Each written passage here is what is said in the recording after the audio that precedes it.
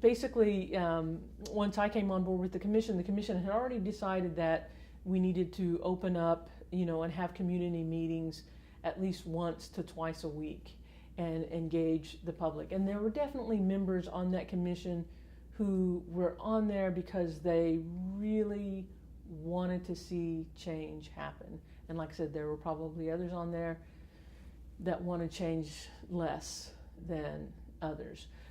But, I felt like the bottom line was, when we began to talk about what does it mean to be Osage, how can we take ownership of our own, we have this incredible opportunity here, at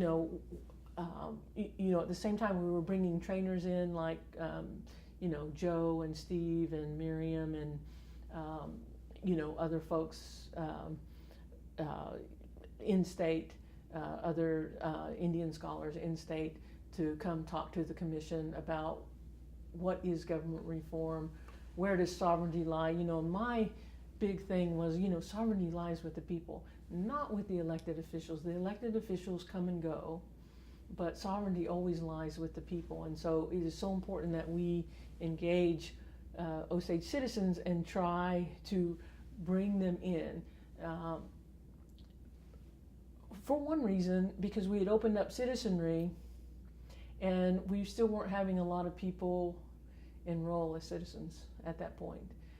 As we began the government reform process, it had been a certain way for 100 years.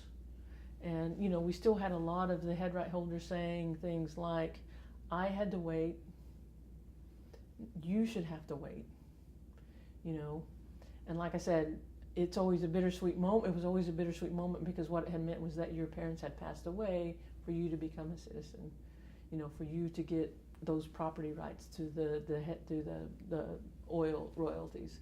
So it was a really crazy system. So there were lots of people who and you're really talking about your own family members.